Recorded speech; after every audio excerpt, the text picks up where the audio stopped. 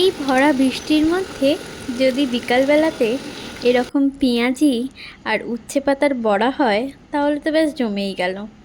আর এই উচ্ছে পাতার বড়া যারা তেতো পছন্দ করে তারা অবশ্যই পছন্দ করবে, আর যারা আমার মতো পছন্দ করে না তারা কিন্তু করবে না।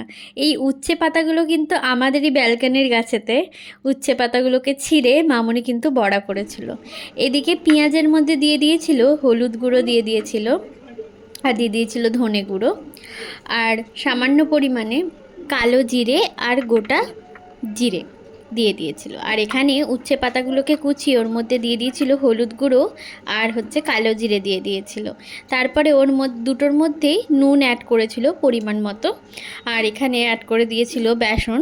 যতটা পরিমাণে রাখতে চাইছো তোমরা, আমরা এখানে খুব একটা বেসন ইউজ করিনি বেশি করে কোটিং না দেওয়ার জন্য। আর কিন্তু চালের গুঁড়ি অ্যাড করা হয়েছিল, এটা কিন্তু কোনো রকম কর্নফ্লাওয়ার নয়, এটা কিন্তু চালের গুঁড়ি অ্যাড করেছিল মামনি।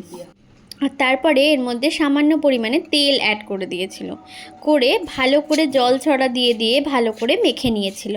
ঠিক মাখাটা ঠিক এই রকম হবে, দেখতেই পাচ্ছ কীরকম হচ্ছে, খুব জল জলে নয় আবার খুব একটা শক্তও নয়, মোটামুটি একটা মাখাটা হবে, যেটা জল ছড়া ছড়া দিয়ে দিয়ে মামুনি মেখে ফেলেছিল।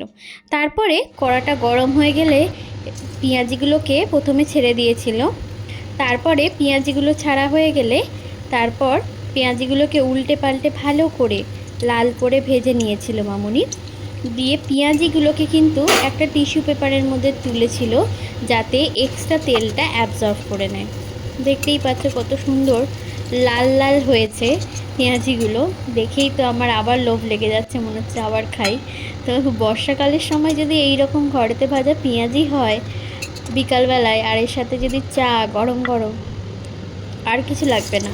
আর যারা তোমরা তেতো পছন্দ করো তারা অবশ্যই এই উচ্ছে পাতার বড়াটা পছন্দ করবে। আমি তো একদমই পছন্দ করি না, কারণ আমি তেতো খাই না। তো আমার তো এই বড়া ভালো মানে টেস্টি, বাট আমার ভালো লাগে না কারণ তেতো বলে। তো যাই হোক, যারা তোমরা পছন্দ করো তো তাদের তো খুবই ভালো লাগবে। উচ্ছে পাতার বড়াগুলোকেও দেখতে পাচ্ছ কত সুন্দর লাল লাল করে মামুনি কিন্তু ভেজে তুলে নিয়েছিল। ব্যাস, আমাদের দু রকমের বড়া রেডি এই বর্ষার বিকালের জন্য।